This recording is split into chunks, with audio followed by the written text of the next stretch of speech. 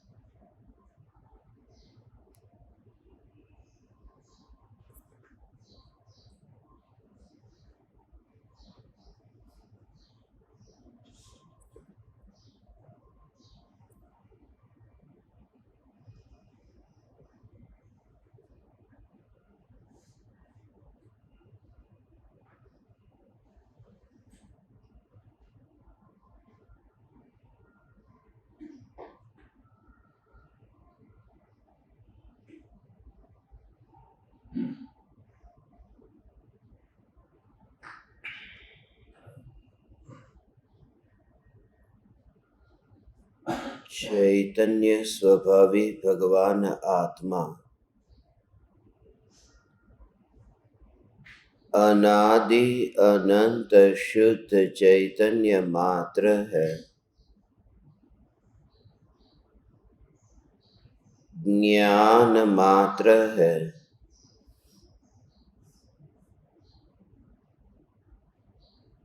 मैं शुद्ध चैतन्य मात्र, ज्ञान मात्र, भगवान आत्मा हूँ। प्रति समय यह जागृति बनी रहे, इस जागृति का नाम धर्म है। देह की प्रत्येक क्रिया के काल में और विकल्पों के बहते प्रवाह के काल में ज्ञानी को प्रति समय यह जागृति रहती है कि मैं चैतन्य तत्व इस देह की किसी भी क्रिया में और विकल्पों के बहते प्रवाह में कहीं भी मिला नहीं हूँ। ऐसा शुद्ध चैतन्य तत्व मैं हूँ। प्रति समय स्वयं की चैतन्य सत्ता की जागृति कि जिस चैतन्य सत्ता का किसी भी परद्रव्य एवं प्रभाव से संबंध न हुआ है, न वर्तमान में है और न ही भविष्य में होगा या हो सकता है। ऐसी जो अनादि अनंत अखंड एक चैतन्य ज्योति मात्र भगवान आत्मा मैं हूँ। जब पर और प्रभावों से दृष्टि हटकर स्वरूप सन्मुख दृष्टि होती है, तभी यह प्रज्वलित ज्योति दृष्टि में आती है। दृष्टि में आती है मगर फिर भी दृष्टि में मिल नहीं जाती।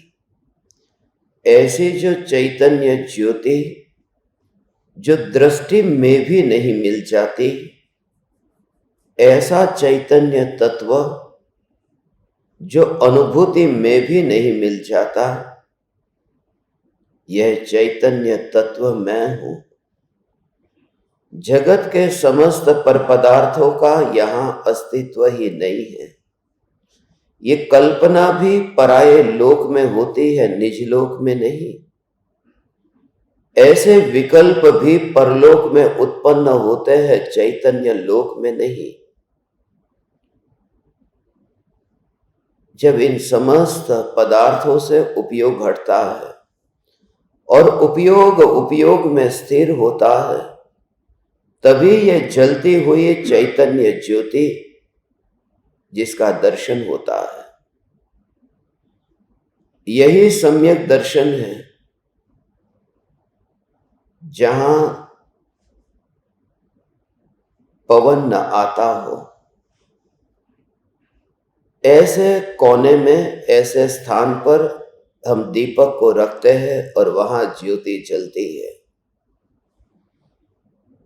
जहां पराया कोई आ जाए, जहां जोखा आ जाए कि ये ज्योति बुझ जाती है। इसलिए ज्ञानियों ने ये बोध दिया है, ये उपदेश दिया है, समस्त संयोगों से और संयोगी भावों से उपयोग हटे। तुम वहां पर हो जहां पर ये कोई हवा नहीं आती, जहां रागादि विकारी भावों की हवा आती ही नहीं है, जहां विकल्पों की हवा आती ही नहीं है। ऐसी ये चैतन्य ज्योति जो भीतर में त्रिकाल प्रज्वलित है, यह चैतन्य ज्योति कर्म के उदय के कारण बुझ नहीं जाती। अनंत प्रकार की विपदा आई, अनंत प्रकार के कर्म के उदय आए, मगर इस ज्योति को बुझा न पाए। मैं ऐसा महिमावान चैतन्य परमात्मा हूं, हीनता रहेगी कैसे?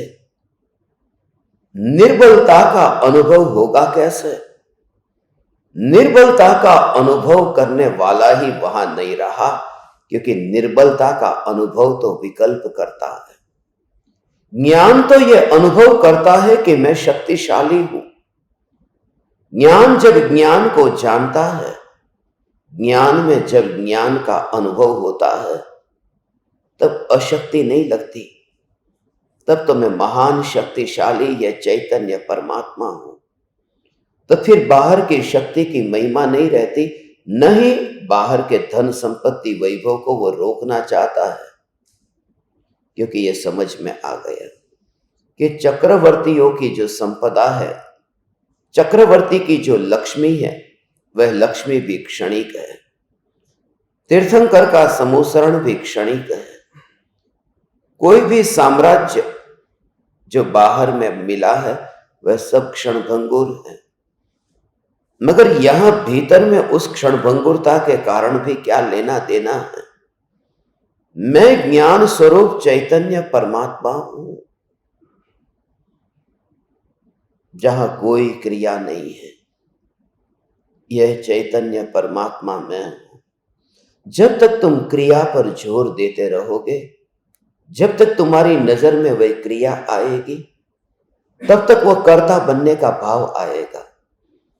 क्योंकि कार्य है तो कार्य कौन करता है, कार्य को करने वाला फिर कौन है, यह भाव आएगा।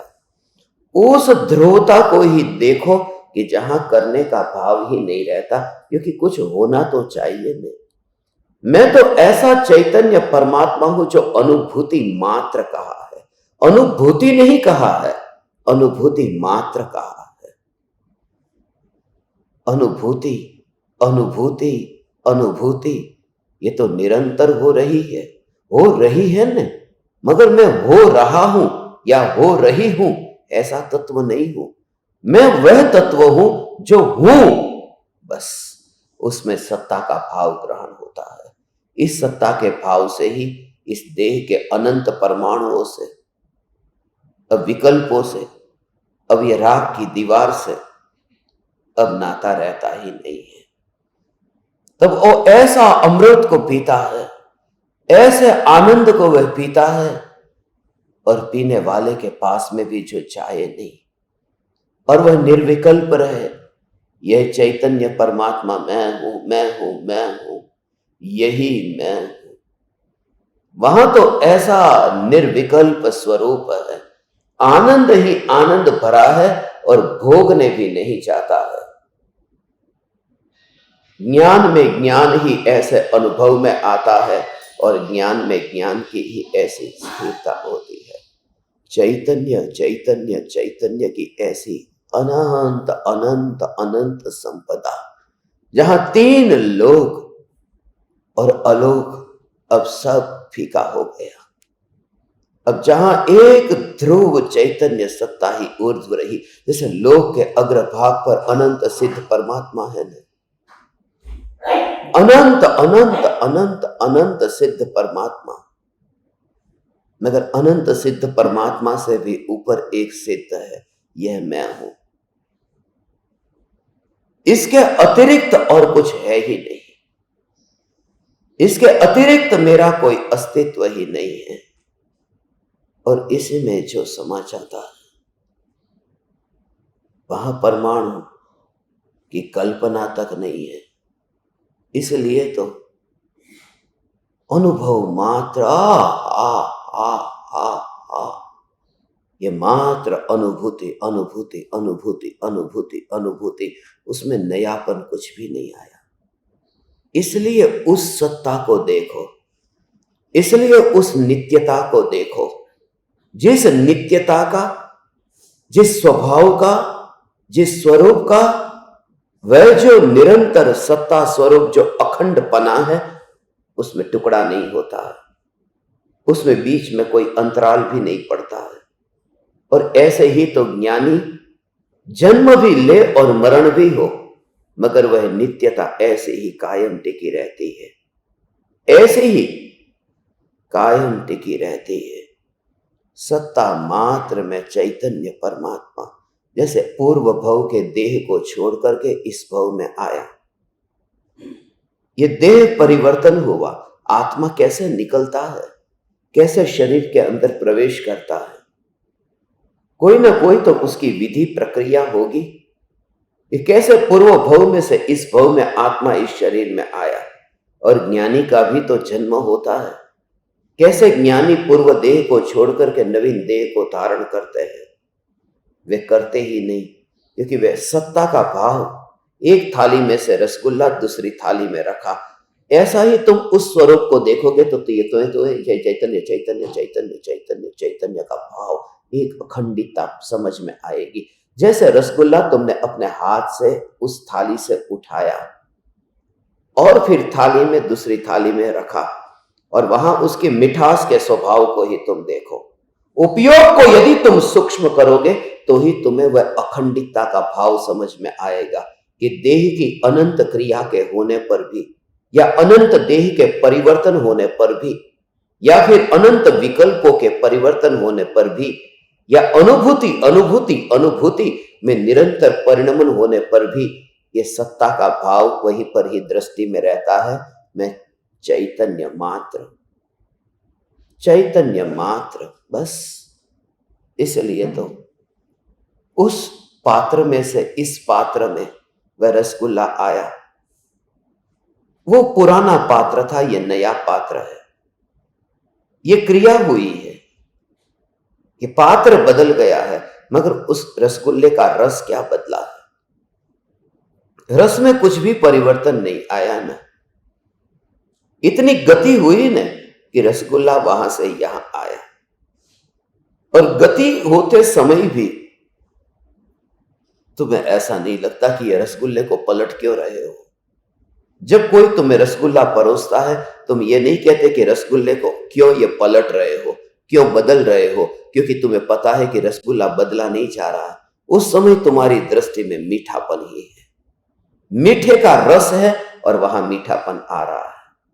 मीठे की और दृष्टि है और वहां मीठापन सामने दिखाई देता है कि रसगुल्ला मीठा है। उस भाव से तो समझा है ना। और जब वो परिवर्तन हुआ, उस समय बस ये रसगुल्ला चाहिए।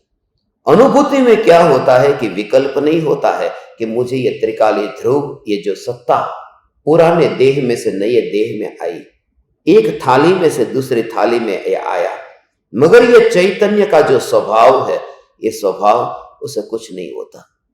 मगर दृष्टि इतनी सूक्ष्म हो तो ये नित्य सत्ता पकड़ में आती है, वरना फिर सुन सुन करके फिर खत्म हो जाता है, कुछ नहीं होता।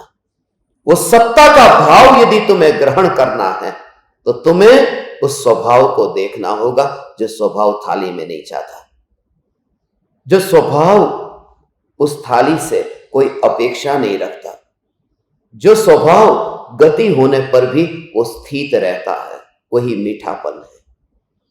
और वहां पर बदलना हुआ है वह भी उस व्यक्ति के लिए जो बदलना हुआ है, क्योंकि जहां अनुभूति अनुभूति अनुभूति अनुभूति है वहां गति का विकल्प कहां पर आता है? आता ही नहीं है।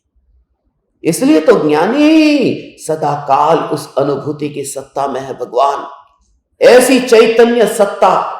इसलिए तो रसगुल्ला तुम जीभ पर रखो और फिर तुम गाड़ी में यात्रा करो, तुम कार में बैठे हो, तुम गाड़ी में बैठे हो, अरे कितनी तेजी से गति हो, विमान में भी बैठे हो, विमान में कोई व्यक्ति मिठाई को खाता हो, रसगुल्ले को खाता हो, उसकी गति कहां हो रही है? विमान की गति हो रही है, 1 घंटे में 1000 किलोमीटर गति कर रहा है। ऐसा विमान गति कितनी तेजी से हो रही है, 1000 किलोमीटर।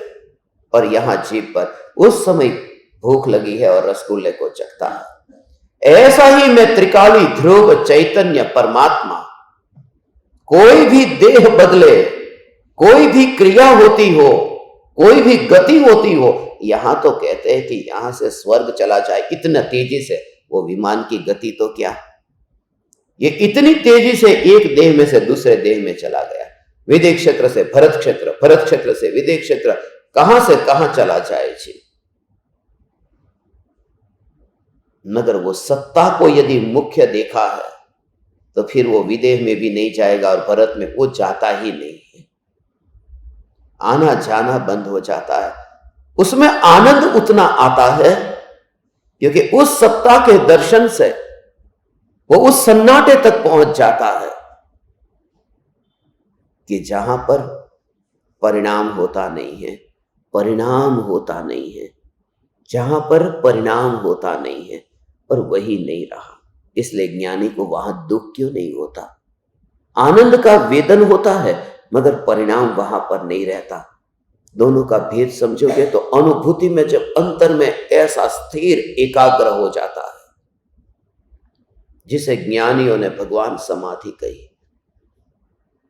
अब उसे कोई भी खींचतान करके उसे रोक नहीं सकता, उसे बाहर खींच के ला नहीं सकता, क्योंकि इतना उपयोग अंतर में अभेद होता है।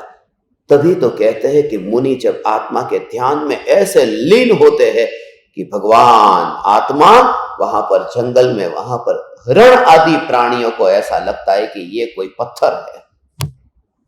मुनि के बैठे हुए शरीर को पीठ से ऐसे देखते, ये सामने कोई पत्थर जैसा, क्योंकि शरीर भी ऐसा हो गया होता है, धूप में रह करके ऐसा रूखा सूखा, चमड़ी ऐसी हो गई कि बिल्कुल ना तुम्हें उन चमड़ी के ऊपर वहां पर ना खून दिखाई देता है, ना चमड़ी के ऊपर कोई सौंदर्य दिखाई देता है। ऐसा जो देह हो गया, उस देह को भी वो हिरण आदि प्राणी पत्थर के तुल्य ऐसे देखते हैं, देखते नहीं है, उसके पास जाते हैं। और जो हिरण को खुजली आती है तो मुनि की पीठ पर खुजाते हैं, और उस समय भी जिनका उपयोग बाहर नहीं जाता, जिनका उपयोग इस सत्ता में से बाहर निकलता नहीं, जब शेर आकर के खा जाए और शेर के शरीर के अंदर ये मुनि का शरीर अंदर जाता हो तो भी उपयोग बाहर न निकलता हो, वह दशा कैसी होगी? और वह दशा जिसके आश्रय से होती है, ऐसा महिमावान परमात्मा भगवान मैं हूं। तुम नीचे क्यों मानते हो? मुनि ने क्या किया? एक ही काम किया कि जहां नीचापन था वहां से ध्यान हट गया। नीचापन परिणाम में था, परिणाम से ही ध्यान हट गया। परिणाम मैं नहीं हूं, परिणाम की ओर दृष्टि न गई। ध्रुवता का भाव यही है कि मैं ऐसा नित्य चैतन्य, यही मैं हूं, यही मैं हूं। शाकाहारी हिरण हो, मांसाहारी शेर हो, कोई भी जानवर जंगल में क्यों ना हो, मैं ये बताना चाहता हूं कि ऐसा कौन है कि जिसमें इतनी तन्मयता लीनता हो जाए तो ये पता नहीं चलता। ये महिमावान तत्व कौन है? ये जो महिमावान तत्व, इसी का नाम अनुभूति मात्र चैतन्य सत्ता है। ये सत्ता है, इससे महान कोई परमात्मा नहीं है। और ये मैं हूं, ये मैं हूं, ऐसा भाव तुम लाओ, तब फिर बाहर में ऐसा मैं हूं, मैं चैतन्य परमात्मा। अब तू परिणाम में नहीं रहेगा तो तू फिसलेगा नहीं। अब तू ये परिणाम मेरे, ये परिणाम आए, ये परिणाम छूटे, तेरा कोई परिणाम है ही नहीं। परिणाम वाला तू रहता ही नहीं है। अब ऐसी जो चैतन्य तत्व की दृष्टि देह में आया कहां है, पूरा अलग देखता है। वो ये शरीर के परमाणुओं में पूर्व भव में से इस भव में आया, अरे वो आया ही नहीं है। उस स्वभाव में क्या हुआ? हाँ, और उस स्वभाव को बचाने को कितनी कोशिश की, कुछ भी नहीं करना पड़ा। ये प्रकृति की व्यवस्था भी कितनी सुव्यवस्थित है, चलाने वाला कोई नहीं है, और फिर भी ये ऑटोमेटिक चल रही है, फिर भी सुव्यवस्थित चल रही है। कौन से मां के गर्भ में जाकर उसे जन्म लेना है, ये कौन लगाता है ये हिसाब? कौन करता है ये कर्मों का गणित? कोई नहीं। यही तो सहज व्यवस्था है, इसे भी बनाने वाला कोई नहीं है। ये ऑटोमेटिक व्यवस्था है। और आज का जमाना भी ऑटोमेटिक जमाना है।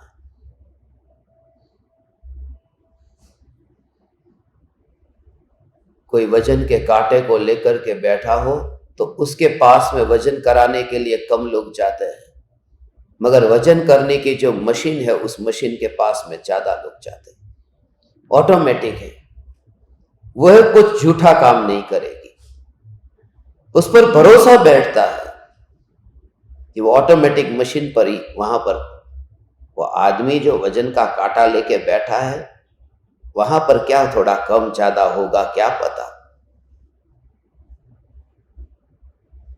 और ये विश्व की व्यवस्था भी ऑटोमेटिक है।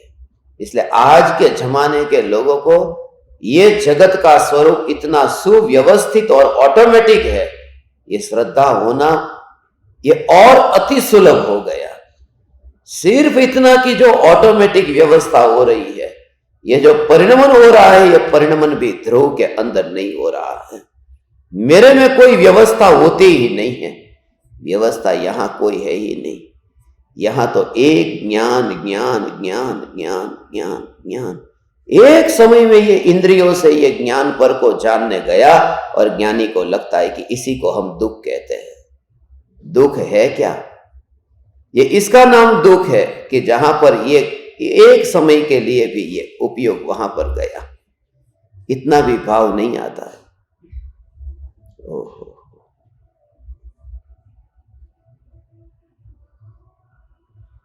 ये पर में उपयोग गया और दुख के इंद्रियों के निमित्त से ये ज्ञान जगत के ज्ञेयों को जानने के लिए, इसे जानो उसे जानो, इसमें जाता ही नहीं है।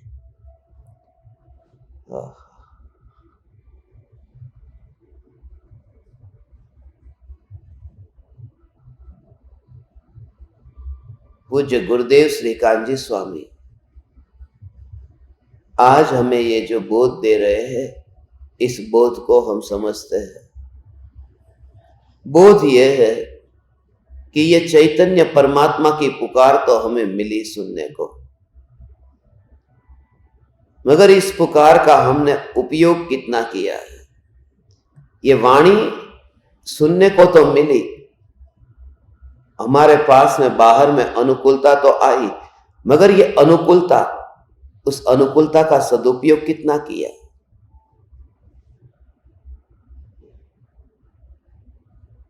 गुरुदेव के वचनों को पढ़ते हैं, शरीर का, हमारी शक्ति का, इंद्रियों का प्रति समय किस प्रकार से उपयोग होता है। जो महापुण्य के उदय से ये मिला हुआ जो देह है, इस देह का प्रति समय किस प्रकार से उपयोग होता है। देखो गुरुदेव क्या कहते हैं।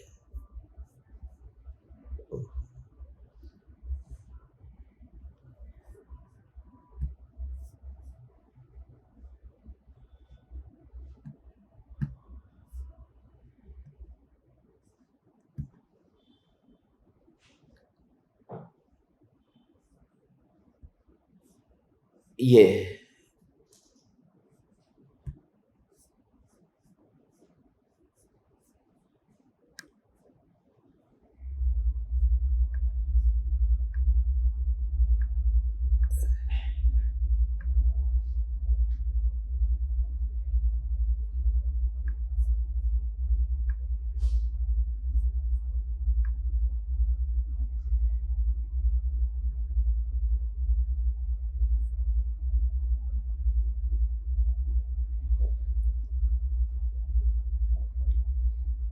योग तो हमें मिला है, मगर हमारे घर में ये इतने उत्तम योग होने पर भी क्या हालत है।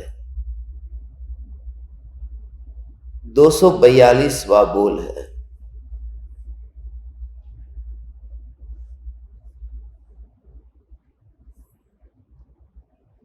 जो वितराग देव और निर्ग्रंथ गुरुओं को नहीं मानता, उनकी सच्ची पहचान तथा उपासना नहीं करता, उसे तो सूर्योदय होने पर भी अंधकार है। तथा जो वितराग गुरुओं द्वारा प्रणीत सतशास्त्रों का अध्ययन नहीं करता, वह आंखें होने पर भी अंध है। कथा पढ़ता रहे और शास्त्र स्वाध्याय न करे, उसकी आंखें किस काम की। ज्ञानी गुरु के पास रहकर जो शास्त्र श्रवण नहीं करता और हृदय में उनके भाव को नहीं अवधारता, वह मनुष्य वास्तव में कान एवं मन से रहित है, ऐसा कहा है। जिस घर में देव शास्त्र गुरु की उपासना नहीं होती, वह सचमुच घर ही नहीं है, कारागृह है। ये आप सभी की जीवन की परिस्थिति है। वितरागी देव शास्त्र गुरु को जो पूजता नहीं है अपने घर में, उनकी बात पहले की।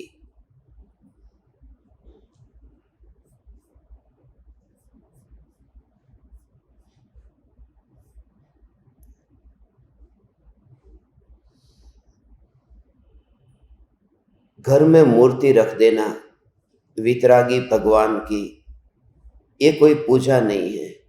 निर्ग्रंथ गुरु को नहीं मानता है। गुरु के सामने जाकर के अब निर्ग्रंथ गुरु ढूंढने भी कहां जाए।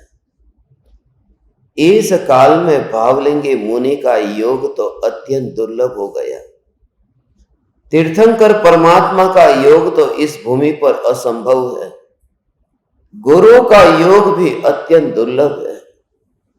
ऐसे इस काल में उनके प्रति श्रद्धा में कैसे करूं?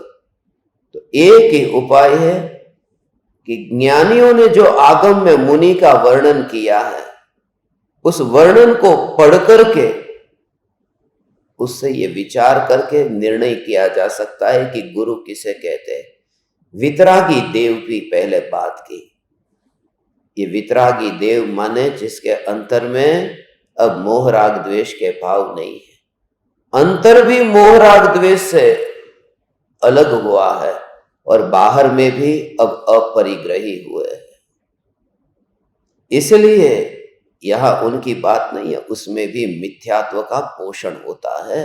कोई रागी देवी देवता की भक्ति करे और ऐसा इतनी छोटी छोटी बातों पर बड़े बड़े ऐसे लोग को क्या बताओ, ज्ञान दीपक होकर के वो पद्मावती देवी, इनकी पूजा, इनके घर में इतने बड़ी मूर्तियां, श्री गणेश की मूर्तियां, इनकी मूर्तियां, उनकी मूर्तियां, क्या क्या पूजा अंधाधुंधी करते हैं, समझ में ही नहीं आता। उसको पता ही नहीं है कि ये पूजा किसकी कर रहे हैं, क्यों कर रहे हैं, उनमें सद्गुण क्या है। पूजा में सद्गुण क्या है, तुम्हारे दिमाग में क्या भरा है। ये मूर्ति की फोटो की ये जो पूजा करते हो, कुछ तुम्हें उनमें क्या दिखाई दिया, इस देवी की पूजा की, उस देवी की पूजा की, ये कुल परंपरा से जो चल रहा है, क्या अंतर में क्या समझा है उनके स्वरूप को, कौन सी शक्ति तुम्हें उनमें दिखाई दी। यहां कहते हैं वो कोई भी जीव हो, हम व्यक्ति को यहां नहीं लिया, यहां नहीं महावीर भगवान का नाम लिया, यहां ना आदिनाथ भगवान का नाम लिया, यहां न राम का नाम लिया। मैं तो वितरागी परमात्मा का, वितरागी देव का उपासक हूं बस। पद्मावती की मूर्ति और ये सब राजाओं की मूर्ति, राजा माने ये आंगी वाले। मैंने कितने ज्ञान दीपकों के प्रोफाइल फोटो में महावीर भगवान की फूल वाली आंगी वाली तस्वीर को देखा है, पद्मावती की तस्वीर को देखा है। अरे मूठ, अरे मूर्ख, तू उसमें गृहित मिथ्यात्व का पोषण क्यों करता है। जब तेरी समझ में इतना आया कि परमात्मा किसे कहते हैं, फिर ये आभूषण वाले और गहने वाले भगवान आए कहां से। तुझे लगता है कि इसमें तो क्या हो गया, इसमें क्या हो गया, जिसका जैसा रूप ही नहीं है उस रूप में तू उसको रखता है। ये तेरी कुल परंपरा अभी छूटी नहीं है, तुझे निर्णय अभी नहीं हुआ है। और मैं कुल परंपरा से वितरागी परमात्मा का उपासक नहीं हूं, सत्य निर्णय करूं और फिर मैं उनकी पूजा करूं। यहां तो जो मिला बस मस्तक झुकाया, मस्तक माथું झुकाવવામાં શું જાય, કઈ વાંધો નથી ને, કઈ વાંધો, પણ તને ખબર છે કે વિતરાગીનો ભાવ તને ખબર છે। उनके जैसे ही है ना, उनके जैसे है, उनके जैसे है। मगर तुझे पता है कि परिग्रही जो है, वो परिग्रही, वो पापी, पापी की भक्ति में वो मिथ्यात्व का पाप सबसे बड़ा पाप लगता है। और बस बचपन से ये दिमाग में घुसा दिया कि ये भगवान होते हैं, बस इतने इतने फूल, और फूल से पूरा वहां भगवान का चेहरा बड़ी मुश्किल से दिखता है, पूरा शरीर फूल से ढंका रहता है। और फिर कहते हैं ये तो वितरागी परमात्मा है, उनके प्रति भक्ति का भाव आया, भक्ति का भाव आया। स्वर्ग के देवों को भी भक्ति का भाव आया था, स्वर्ग के देवों को भी भक्ति का भाव आया था ने। अरे मूर्ख, तू स्वर्ग का देव हो तो जो करना है वो करना, अभी तू मनुष्य है ने, तो मनुष्य होकर के मनुष्य के लक्षण दिखा कि वितरागी परमात्मा के साथ में ऐसा देवों ने भी नहीं किया था, क्योंकि देवों ने नगर में पुष्प की वृष्टि की थी, भगवान के शरीर को फूलों से नहीं सजाया था, भगवान के शरीर के ऊपर फूल नहीं डाले थे, समोसरण रत्न जड़ित था, भगवान का शरीर रत्नों से नहीं चढ़ा था। वो तो परमात्मा का ऐसा अपरिग्रह रूप वरना रहा कैसे। ये तो शरीर के ऊपर ऐसा नहीं था। बाहर में कोई पुण्य का उदय ऐसा आए तो समूसरण की रचना, समूसरण के अंदर वहां पर भगवान विराजमान है, समूसरण में विराजमान है। मगर भगवान के ऊपर ये वस्त्र, भगवान के ऊपर आभूषण, भगवान के खाना खिलाना, भगवान को कवलाहार, ये सब इतनी झूठी मान्यता, ये सब गृहित मिथ्यात्व है जो अन्य धर्म में से इधर घुस गया है। हर एक के घर में एक एक जगह पर कहां कहां कोने कोने में कहीं ना कहीं कोई ना कोई देवी देवता, ये सब घुसा घुसा कर पड़ा रखा है।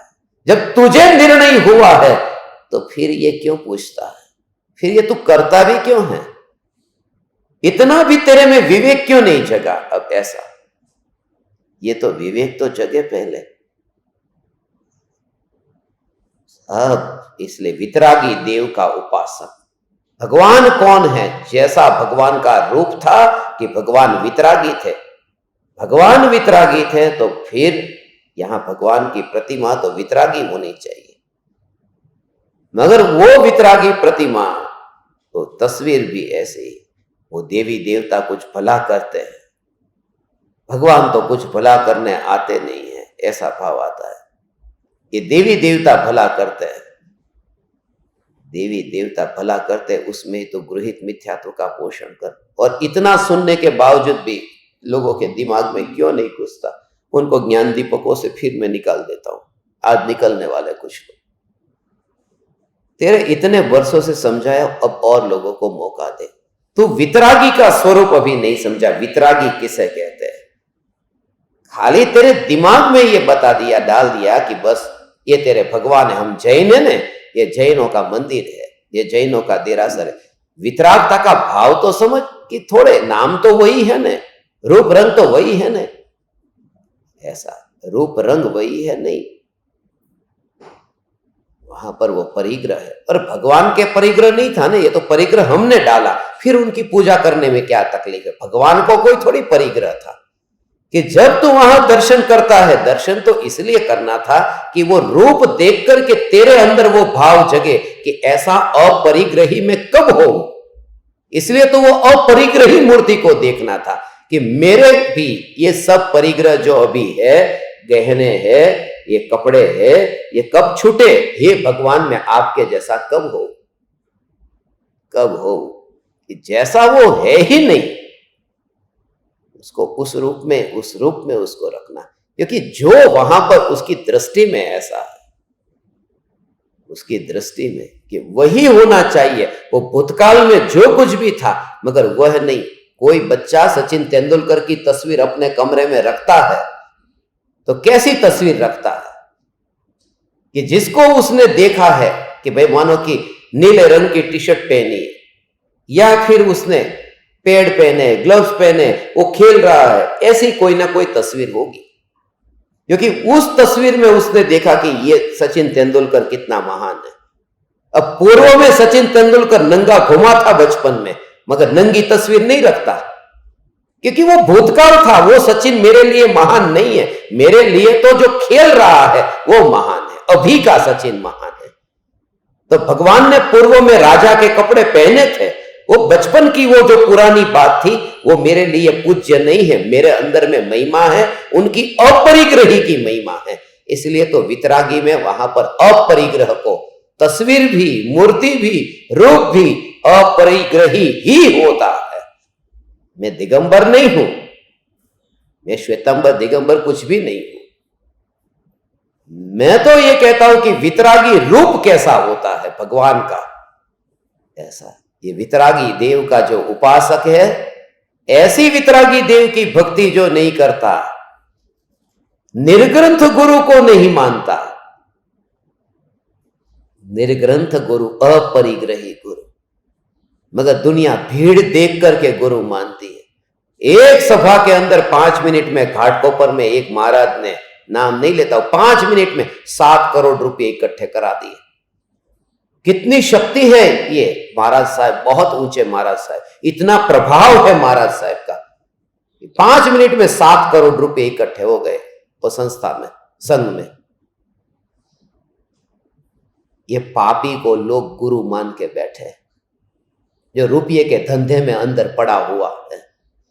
वितरागी निर्ग्रंथ गुरु तो यह है कि भूतकाल के रुपये गिनता था, वह स्मरण में आए तो उसका प्रतिक्रमण करना पड़े। भूतकाल के वर्तमान में तो नहीं, वो दशा न्यारी दशा है।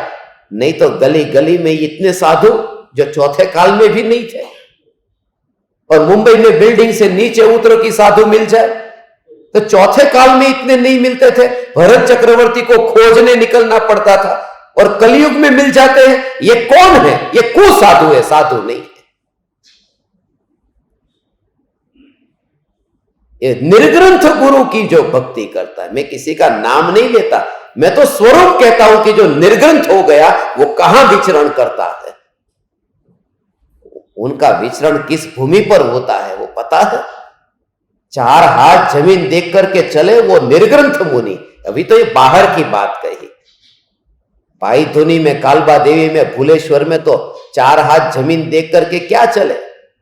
4 हाथ जमीन दिखनी चाहिए ना चलने के लिए भी, जमीन ही नहीं दिखती। इतनी भीड़ भाड़ में वहां पर, और दिगंबर मुनि आ रहे, दिगंबर मंदिर के अंदर भूलेश्वर में आते रहते हैं, वहां पर तो बरसों मैंने देखा है, इतनी भीड़ में, और इतनी लेडीज जेंट्स सब पैर को छूते, हाथ लगाते हैं। गुरुदेव जैसे गुरुदेव भी स्त्री को छूने नहीं देते थे। और यहां पर आहार होता है मुनि का, और लेडीज वो कपड़ा ले लेकर के शरीर को साफ करती रहती है। ये निर्ग्रंथ गुरु नहीं है, ये 7.5 करोड़ में उनका नंबर है। गुरुदेव तो ये कहते कि भले तू साधु इस भव में नहीं होता, मगर निर्ग्रंथ गुरु का स्वरूप तो कम से कम समझ ले, श्रद्धा तो कम से कम कर कि वितरागी देव कौन है और गुरु कौन है। सब ऐसे रुपये इकट्ठे करे, संघ के अंदर इनका चातुर्मास इधर होने वाला है, अगला चातुर्मास उनका उधर होने वाला है। महाराज साहबों का चातुर्मास अगले साल का फिक्स हो गया अभी। उसके अगले साल का 2-2, 3-3 साल के फिक्स होते हैं। देखो 5-5 साल के फिक्स होते हैं, ये बोल रहे 5-5 साल के। और निर्ग्रंथ गुरु उनका नाम है कि यहां आज विहार करके आए हैं, अगला विहार कहां होगा वो पता नहीं है। वो निर्ग्रंथ गुरु का, क्योंकि निर्ग्रंथ गुरु वहां जाना है मुझे, ये भाव लेकर के जाए तो राग हो गया। उनका तो इतना ही है कि यहां राग न हो इसलिए निकल गए, जहां रास्ता मिला वहां चले गए, जहां रास्ता मिला। अब यहां पर मैं मानो इस पेड़ के नीचे बैठा हूं, इसलिए तो आपकी जगह बदलने को बोलता हूं ना, कि जगह बदल दो, एक जगह का मोह हो जाएगा।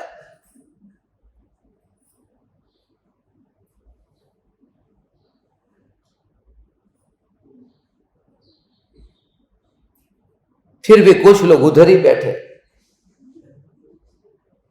बदलने को वो क्या करे। अब दादा बैठ गए इधर, कुछ बोल तो सकता नहीं दादा को, कि दादा की दादागिरी फिर मैंने सब एक जगह पर न रहे, एक जगह पर न बैठना। ये तो हमारे जैसे को ये भाव आता है, गुरुदेव जैसे पुरुष को ये भाव आता है कि कोई स्त्री मेरे पैर न छुए। बस यहां तो कपड़े शरीर पर नहीं, और बोलते हैं कि निर्ग्रंथ मुनि और स्त्रियां उनके शरीर को पहुंचती रहती है नजदीक जा जा करके। स्त्रियों को तो 7 हाथ दूर रहना चाहिए, स्त्रियों की परछा भी भावलिंगी मुनि पर न पड़े, सावधान रहना चाहिए। ऐसे भावलिंगी साधु इस काल में दुर्लभ है, मगर हम उस स्वरूप को समझते हैं तो जब भी होंगे तब ऐसे ही होंगे, और कोई नहीं। बस बस बस हॉल बहुत भरा है, अब पता चल गया सबको। मगर होंगे तो ऐसे ही होंगे भगवान। आरजी का भी होंगे तो ऐसे ही होंगी, आरजी का साधु, हम ऐसे साधु होंगे भगवान।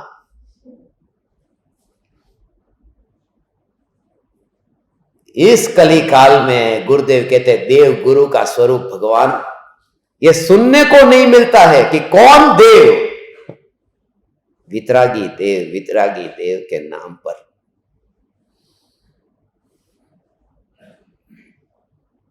जब जरूरत कितनी यहां पर उनके घर पे रहता है, तो हम लोग भले हो, एक झोपड़ी होती, एक छोटा सा मकान होता है, वहां पर जाकर के पूरा आश्रम संभालना पड़ता है। क्योंकि हरे मैं तो जितने दिगंबर श्वेतंबर को जानता हूं, उनका एक एक का वहां पर है, मठ बना हुआ एक का है। मैं जिनको जानता हूं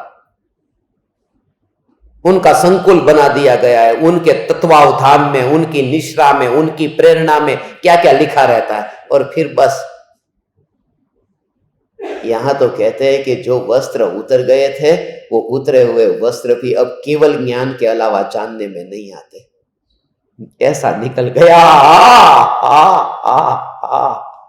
अंतर की चैतन्य की हर अंतर मूर्त में जो आनंद की घूंटे पीने वाला, वो कहां करोड़ों का इकट्ठा कराने जाएगा। नहीं तो वो व्यापारी था, क्या गलत था दुकान में बैठा, ऐसा। और वो उस व्यक्ति की बात कर रहा हूं, ये पहचानता हूं मैं उस व्यक्ति को, उस साधु को जो 7 करोड़ का, वो कालबा देवी में एक दुकान में काम करता था, 3000 की नौकरी थी महीने की।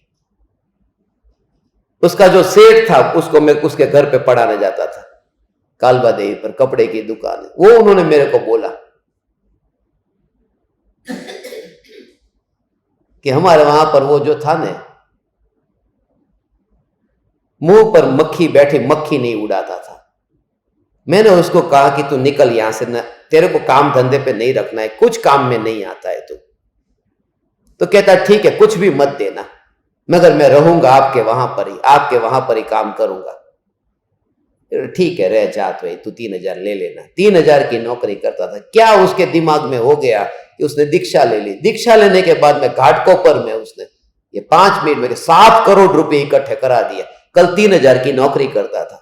तो उन्होंने बोला, ये सचमुच मुझे बहुत दिन से विचार आ रहा है कि दुकान संभाल चला करके इतने 7 करोड़ इकट्ठे नहीं किए, अब तो करोड़पति होने का उपाय है कि दीक्षा ले लो।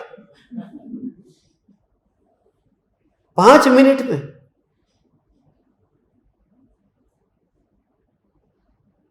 और फिर भी लोग उनके चरण दो, चरण दो, चरण दो। किधर है आपके चरण?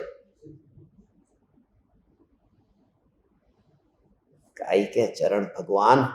तो इस खोपड़ी को है ना, तू इसको नीचा मत समझना, इसकी वैल्यू करना, क्योंकि जिसे अपने मस्तक की, खुद के मस्तक की कदर नहीं है, उसके मस्तक की कदर दूसरा कौन करेगा? तुझे ही खुद की कदर नहीं है। तू ही जहां देखता है वहां सिर झुकाता रहता है और ये नारियल को फोड़ता रहता है इधर से। सड़ा हुआ नारियल, जहां पत्थर देखा, जहां मूर्ति देखी, वहां फोड़ डाला। ये सड़ा हुआ नारियल है। सड़ा हुआ इसलिए क्योंकि विवेक नहीं है, और पत्थर इसलिए क्योंकि मूर्ति आखिर है तो पत्थर ने। निर्णय और निश्चय तू सच्चा कर। वितरागी देव किसे कहते, वितरागी गुरु किसे कहते? यहां तो कुल परंपरा इतनी। पर्युषण महापर्व के दिन चल रहे हैं ना। आज कौन सा दिन है? छठा दिन है। हाँ, छठा दिन है ना, उत्तम संयम का। कोई 5वां 6ठा क्या होता है पता नहीं। 2 तिथि आती है ना, कोई तिथि का ठिकाना नहीं होता। अपना तो इंग्लिश कैलेंडर के अंदर भी आता है ना, 28 दिन की, 29 दिन का, 4 साल में एक बार आता है, वो लीप ईयर का होता है। बहुत हम लोग मजाक करते थे। अंग्रेजी लोगों का ठिकाना नहीं। कभी 28 दिन, फिर 4 साल के बाद में 29, फिर 28 दिन, फिर फरवरी महीने का फिर 29 दिन, एक दिन बढ़ा देते वो। उनका कोई ठिकाना नहीं है। तो हमारे साहब हमको कहते हैं, वो लोग तो 4 साल में एक दिन बढ़ाते हैं, हमारा तो कभी कभी अधिक मास होता है तो महीना महीना बढ़ा देते हैं कि अधिक महीनों चाले से आ वर्ष से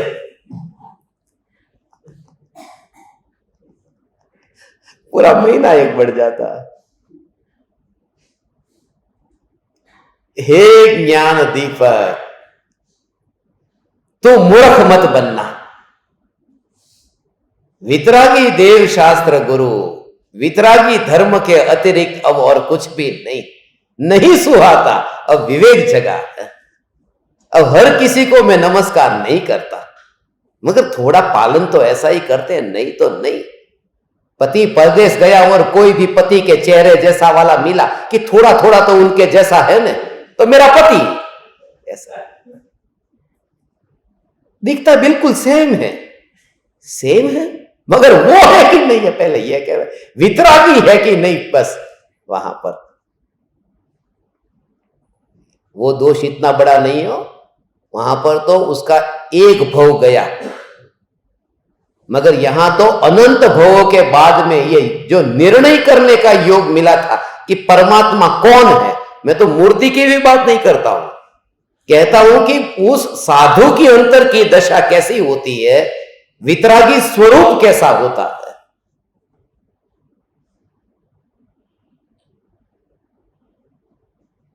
भगवान देखो,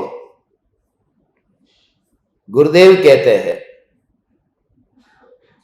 गुरु सदगुरु अलग है, ये निर्ग्रंथ गुरु, ये देव शास्त्र गुरु वाले गुरु की बात है। ऐसे वितरागी भगवान ओ सभी तीर्थंकर आदिनाथ भगवान एक एक से लेकर के सब महावीर भगवान तक की सभी की मूर्तियां ऐसी, इतनी इतनी मूर्तियां वहां पर सब जगह लगा दी। यहाँ भगवान के दर्शन करने के लिए एक आदमी जाता नहीं, और हजारों मूर्तियां वहां पर। यहाँ पर ही पास में देखते हो ना कितनी, 303 मूर्ति वाला एक मंदिर है ना, यहाँ तुम ठहरते हो, मुझे पता नहीं, 303 मूर्ति, हाँ वो 303 मूर्ति, और वहां पर सब जगह ऊपर नल रख दिया है, एक बार मोटर चालू करेंगे सब जगह अभिषेक हो जाएगा। ऐसा वितरागी परमात्मा का अहोभाव,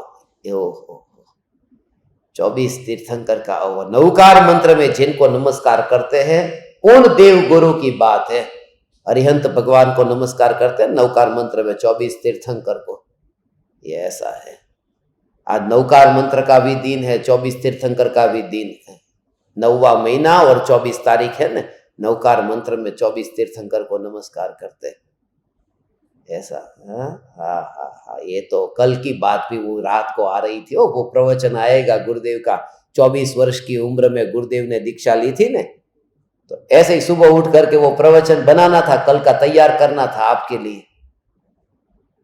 ये जितने भी प्रवचन हो रहे हैं ना, वो सब प्रवचन रिकॉर्डिंग सब हो रहा है ना, 123 प्रवचन का सेट बनने वाला है।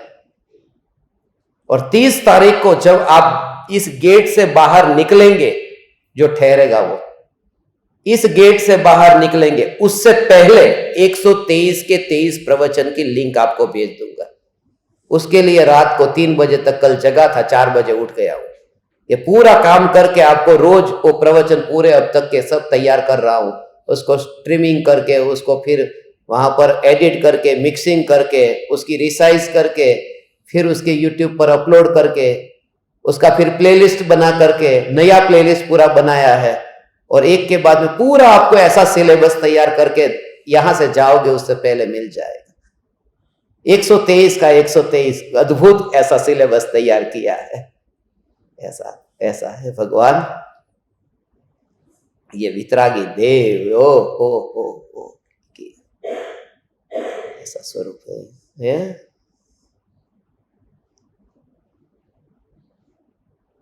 ये कह रहे थे ना, सुबह का सत्संग बहुत खास सत्संग होता है, 6 बजे वाला, 6-8 वाला, और एक शाम का खास सत्संग होता है। उसका मूल कारण यही है क्योंकि वो आपके लिए ही होता है, वो लाइव नहीं होता है। दोनों लाइव में झंझट होती है, इंटरनेट आया नहीं आया, बार बार देखना पड़ता है, अभी चला गया था, सेटिंग करना पड़ा, नेटवर्क चेंज करना पड़ा, नेटवर्क सेटिंग चेंज करना पड़ा, तो वो ध्यान उधर जाता है ना। वो सुबह और शाम में वो झंझट नहीं है, इसलिए ये जल्दी जल्दी ये लाइव का भी चक्कर बंदी कर देंगे। जो सुनते हैं बस वो सुने यहां प्रत्यक्ष, क्योंकि कोई झंझट नहीं है दूसरे। एक तो वैसे भी छोटा सा गांव है, इंटरनेट आता जाता है, लाइट भी आती जाती रहती है, कनेक्शन जाता है, कोई झंझट नहीं। साधना के लिए ये सुबह 6-8 वाला और रात वाला, ये 7-23 वाला सत्संग, वो सब का सब पूरा एक के बाद में एक पूरा सेट करके अलग अलग प्लेलिस्ट भी तैयार किए हैं आपको एक साथ में, कि 123 प्रवचन सुनना हो तो एक क्लिक करो इसके ऊपर। खाली सुबह 6-8 वाला सुनना हो तो नीचे क्लिक करो, तो पूरे 6-8 वाले ही आएंगे। यदि आपको शाम का 7-23 वाला सुनना है तो उस लिंक पर क्लिक करो, तो एक ही मैसेज होगा, एक ही मैसेज में सब लिंक अलग अलग आएगी, आपको जो चाहिए वो सब मिल जाएगा, खजाना उसके अंदर से। ऐसा है। ये वितरागी परमात्मा की वाणी। भगवान तुम भगवान इतने इतने दिन से कह रहे थे, शाम को 2.5 घंटे हो जाते हैं। ऐसे बैठना भारी पड़ता है, ऐसे बैठना, नीचे बैठना, चौकड़ी लगा करके बैठना। मैं तो ऐसे बैठता हूं तो चलो इतना दर्द नहीं होता, और मेरे से तो आप दुगुनी उम्र के हैं तो और ज्यादा दर्द होगा, शरीर शिथिल है। तो भी 2-2, 2.5, 3-3 घंटे बैठना, कोई भवितव्यता ऐसी होनहार इतनी अच्छी है।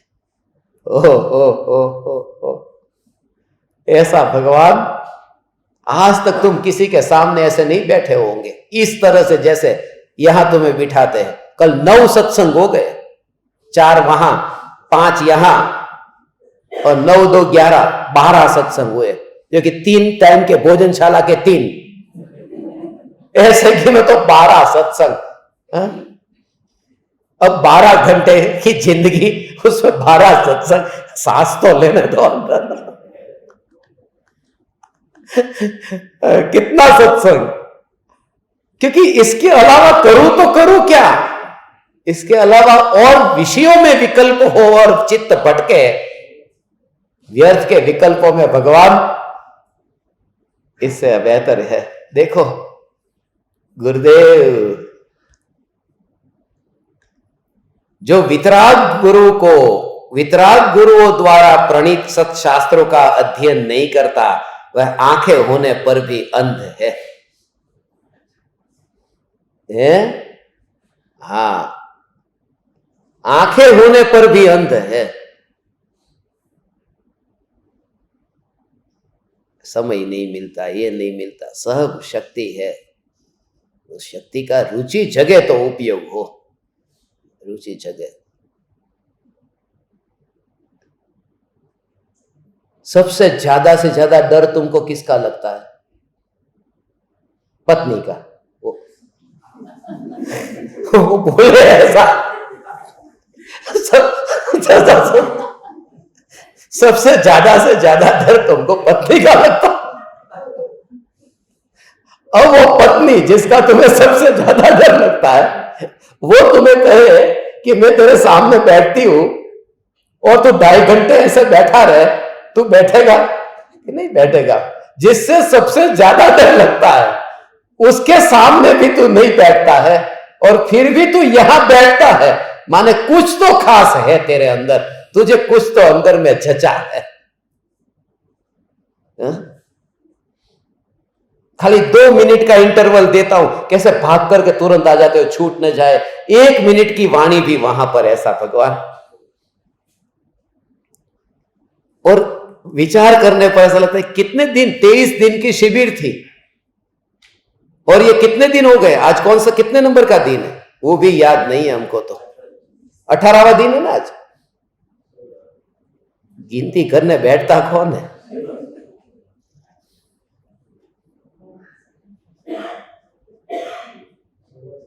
हाँ, आज 17वां दिन है, 17वां दिन है, 17 दिन, अभी 6 दिन बाकी बचे इसके बाद में, 17 दिन हो गए, पता ही नहीं चला। ऐसा लगता है अभी तो बस शिविर शुरू हुई है, 2-3 दिन पहले, 2-4 दिन पहले बोले 17 दिन। ये 84वां सत्संग चल रहा है, 84 सत्संग हो गए। 84 भी ऐसे कहता हूं, बाकी वो सब गिनोगे उम्र ला के तो फिर ज्यादा हो जाएंगे, 88 हो जाएंगे।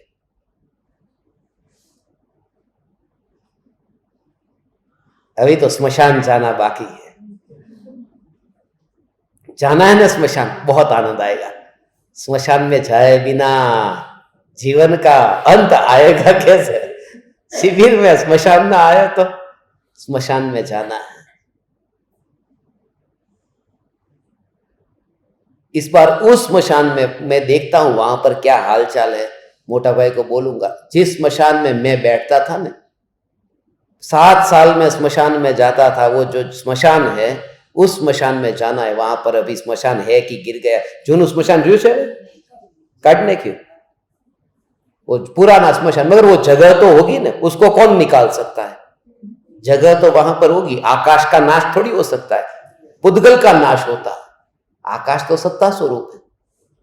वहां जाएंगे उस जगह पर, पूरा रास्ता, हमारा स्कूल का रास्ता पीछे से वहां से ऐसे ही जाता था, और उस स्मशान में सत्संग का टॉपिक नक्की हो गया है।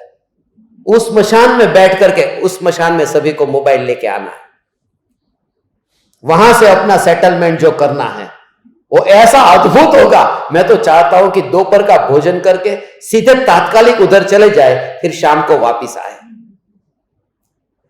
बस पूरा फिर वहां पर ही रहे, बस वहां पर ही रहे, स्मशान में वली विचर तो स्मशान में। हम तो कहीं पर भी ढूंढ लेते स्मशान। कनाडा गए थे, देखो ये बहन जी के साथ में ही थे, तो कनाडा में भी वहां पर देख, आप थे कि नहीं? हाँ, अमेरिका वाला से जो हम બધા સાથે કબ્રસ્તાનમાં પહોંચી ગયા, કબ્રસ્તાન મળી ગયું, જ્યાં કબ્રસ્તાન મળે, સ્મશાન મળે। અમારે તો મડદાની સાથે બેસીને સાધના કરીએ છે, મડદામાં રહેતા નથી, મડદાની બાજુમાં રહીએ છે। मर्दानी बाजू में रहिए, मुर्दे के पास में हम रहते हैं, ऐसा है भगवान। वहां पर वो जो मैसेज जो है ना, जो भेजा था, अब मैं मृत्यु के द्वार पर मैं खड़ा हूं, ये जो वो जो संदेश था, वो पूरा का पूरा मैसेज का भाव क्या था, वो स्मशान में लेना है। और उसका लाइव नहीं होगा, वो झंझट नहीं, फिर वो सब अपना एकाग्रता से वो सब करेंगे। बहुत गजब का वो दिन आएगा। कब जाना है वो नक्की करेंगे। आज जाना हो तो आज चले जाते हैं, क्योंकि कुछ लोग फिर जाने वाले हैं ना, आज ही चले जाए। फिर आपका जाना है ना, कहां जाएंगे? स्मशान में जाने के बाद में आदमी कहीं नहीं जाता। वो आ गया सो गया, ऐसा है भगवान। देखो अभी इन सबको इंतजार करने को बोला था, ये गुरुदेव का ये वचनामृत का बोल कि ज्ञानी, अभी अपना उद्घोष भी है ना आज, तो वी कथा पढ़ता रहे, शास्त्र स्वाध्याय न करे, उसकी आंखें किस काम की।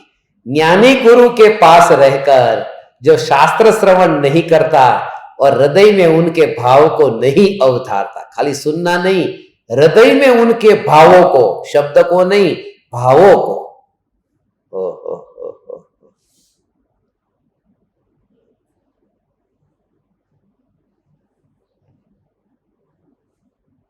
वो भाव को ग्रहण करना, गुरु की भाषा है ना। माँ बेटा मूवी देखने गया, फिल्म देखने गया और रात को 12 बजे आया। माँ को पहले पूछा 8 बजे, माँ फिल्म देखने जाऊं? बोले नहीं जाएगा तू। फिर बोला माँ जाने दो ना, फिर भी 9 बजे कैसे भी करके निकल गया। माँ ने मना किया। 12 बजे आया तो माँ ने फिर कहा फिल्म देखने गया था मैं, वहां तुझे सोने के लिए पलंग नहीं दिया?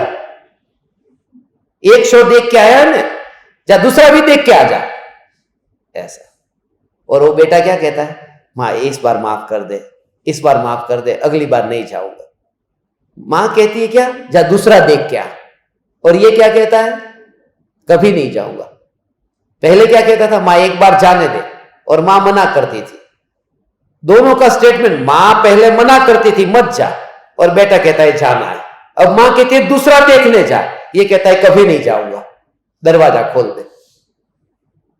और यदि वह बेटा सीधा ही जाए दूसरा शो देखने, ऐसा कोई बेटा होगा कि वहां मां ने परमिशन दे दी दूसरा शो देखने की?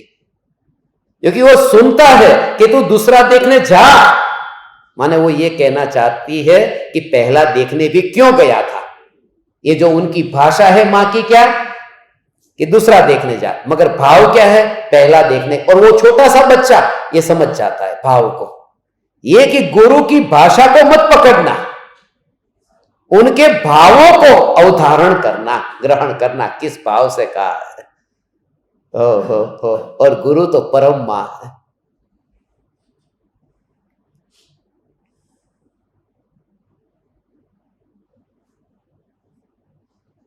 हे मूढ़, हे अज्ञानी, तेरा चेहरा मत दिखा। तो चला गया, मेरा नाम ज्ञान दीपक से निकाल दो। मैसेज आ गया थोड़े दिन के बाद। मैंने ये कहा, हे मूढ़ अज्ञानी, तेरा चेहरा मत दिखा, माने ज्ञानी होकर के चेहरा दिखाना। अब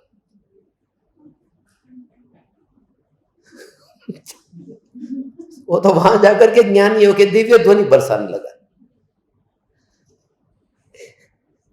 ज्ञानी गुरु के पास रहकर जो शास्त्र श्रवण उनके हृदय में उनके भावों को नहीं अवतारता, वह मनुष्य वास्तव में कान एवं मन से रहित, ऐसा कहा है। जिस घर में देव शास्त्र गुरु की उपासना नहीं होती, वह सचमुच घर ही नहीं है, कारागृह है। हम धन्य भागी है भगवान। अब आप सब अपने घर पे जाएंगे, घर पे वहां पर रागी देवी देवता की फोटो होएगी, तो फिर आप उनकी झंझट में मत पड़ना। घर में कहीं विवाद मत करना, ये भी कह देता हूं। क्योंकि घर में और लोग होंगे, कोई दूसरा मत मानने वाले, देवी को मानने वाले, देव को मानने वाले, किसी से विवाद नहीं करना। यहां जो बात है वो तस्वीर और मूर्ति की नहीं है। असली बात जो है वो ये है कि तुम्हारे अंतर में ये स्वरूप के संबंध में इतनी क्लैरिटी होनी चाहिए कि वितरागी किसे कहते हैं, वितरागी गुरु किसे कहते हैं, वितरागी गुरु की वाणी किसे कहते हैं, ये तुम समझो, बस इतना ही है इसका भाव। तो 242 नंबर का ये बोल है, 24 भी है, 42 भी है, 242 है। इसलिए आज के दिन 24 के दिन ही ये सहज सेटिंग में बैठ रहा था ऐसा, इसलिए आज कर दिया। अभी हम ज्ञान दीपकों का यहां पर उद्घोष है। सभी ज्ञान दीपक, सभी साधक जो अभी YouTube पर सुनते हैं, आप सभी को कल रात्रि में एक लिंक भेजी थी आस कुमराला के नंबर से, तो उस लिंक पर जाकर के आप अभी जूम पर सेशन ज्वाइन करना, 2 मिनट में जूम पर सेशन ज्वाइन करना, और अभी आपका उद्घोष होगा। थोड़ी सूचना देनी है, सूचना देंगे, और थोड़ा उत्सव मनाएंगे यहाँ। आप समस्त ज्ञान दीपकों को, साधकों को ये गुरुदेव की पुकार सुनने के लिए और इतना समय सत्संग में रहने के लिए प्रणाम करता हूं। मेरे प्रणाम स्वीकार करें।